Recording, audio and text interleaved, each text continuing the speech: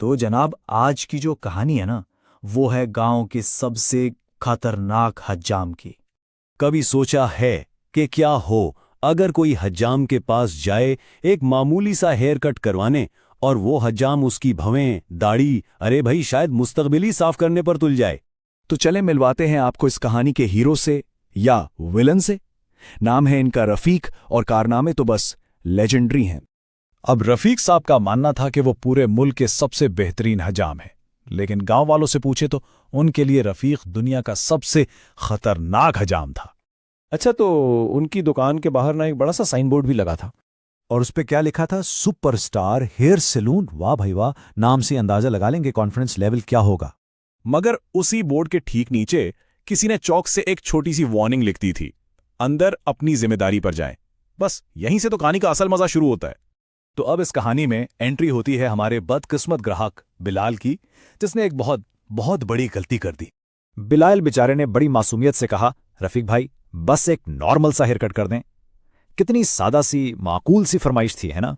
इस पर रफीक ने अपनी ट्रेडमार्क पर एतमाद मुस्कुराहट के साथ कहा, बिलाल मियाँ फिक्र ही ना करो, मेरा हेयर कट ऐसा होगा कि तुम्हारी अपनी वालदा भी तुम्हें नहीं पहचानेंगी।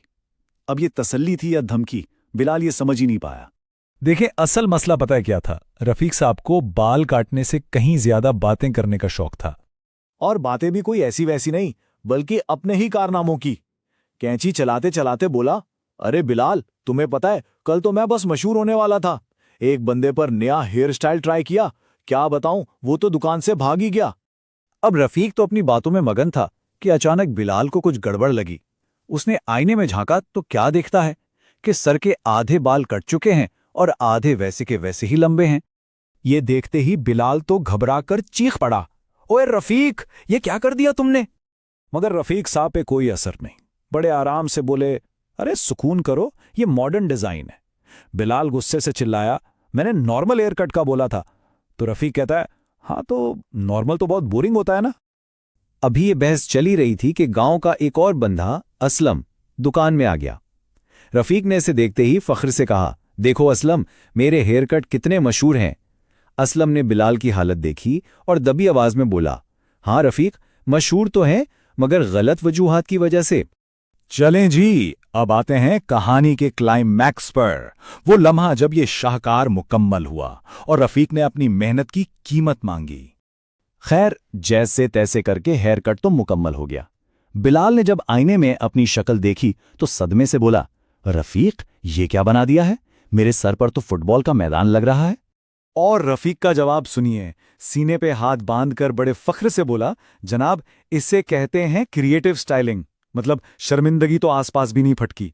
बिलाल ने बेबसी से पूछा, अच्छा कितने पैसे हुए? रफीक ने दांत निकालते हुए कहा, सिर्फ 500 रुपए। बस ये सुनना था कि बिलाल को तो चक्कर ही आ गए। खैर, बिलाल ने पैसे तो दे दिए, लेकिन दरवाजे पर रुककर बोला, रफीक, एक मशवरा दूं? रफीक ने पूछा, हाँ हाँ बोलो। बिलाल ने कहा, अगली बार ना हिजाम की दुकान छोड़ो और टोपियों की दुकान खोल लो, ज्यादा चलेगी। और कहते हैं कि उस दिन के बाद से गांव में जो कोई भी रफीक के सुपरस्टार सैलून जाता था ना, वो पहले 2 नफिल पढ़ के जाता था। मतलब वो एक ऐसी जगह थी जहां लोग जाते तो बाल कटवाने थे, लेकिन वापस से एक बिल्कुल नई और अक्सर हैरानकुन शख्सियत के साथ आते थे। तो ये थी रफीक हज्जाम की कहानी। अब सवाल ये है कि क्या कोई ये सारा किस्सा सुनने के बाद भी रफीक से बाल कटवाने का रिस्क लेगा?